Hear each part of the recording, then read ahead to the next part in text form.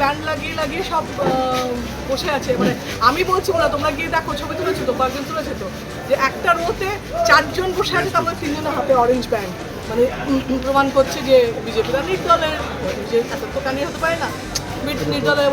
এমন এজেন্ট আছে তারা ক্যান্ডিডেটের নাম বলতে পারছে না।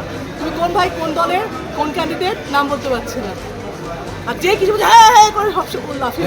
শতাব্দী রায় পার্সোনাল সিকিউরিটি নিয়ে ভিতরে কী করে ঘুরছেন, প্রথমে সেটা উনি জবাব দিন। প্রথম, এখানে যাদের সিকিউরিটি আছে তারা এখানে এন্টাইটেল নন, কিন্তু উনি ক্যান্ডিডেট, উনি আসতে পারেন, কিন্তু উনি পার্সোনাল সিকিউরিটি উইথ আর্ম নিয়ে এখানে প্রেমিসেসের মধ্যে কীভাবে ঘোরাঘুরি করছেন বিভিন্ন যেখানে কাউন্টিং হচ্ছে কাউন্টিং স্টেশনগুলোতে, তার জবাবটা আগে ওনাকে দিতে বলুন, তারপর বাকি অভিযোগের জবাব আমি দেবো। আরও কাজে অভিযোগ করছেন? আমি যাচ্ছি অভিযোগ করতে, আমি ওখানে জিজ্ঞেস করেছি, সিকিউরিটিকে বলেছি ওখানে, এখন আমি যাচ্ছি ডিএমের সঙ্গে কথা বলবো। আমি সে যার যা কি ব্যান্ড লাগিয়ে আসবে সে ব্যাপারে কোনো বিধি নিষেধ নেই। ইলেকশন কমিশনের কারা কি লাগিয়েছে সেটা তাদের ব্যক্তিগত ব্যাপার। লিড দলরা দাঁড়িয়ে যারা আছে, লিড দলরা তারা হচ্ছে গেরুয়া ব্যান্ড পরে আছেন, লাগাতে পারে, তাদের পার্সোনাল চয়েস। তারা চাইছে যে এটা শতাব্দীর আশঙ্কা করছেন যে তারা হয়তো আশঙ্কা উনি করতেই পারেন যে কোনো, কিন্তু এটা তার প্রত্যেকের পার্সোনাল চয়েস। আমি গেরুয়া ব্যান্ড লাগাবো না হলুদ ব্যান্ড লাগাবো সেটা সম্পর্কে ইলেকশন কমিশন আমাকে কিছু বলতে পারে না, শতাব্দীরাও আমাকে কিছু বলতে পারে না।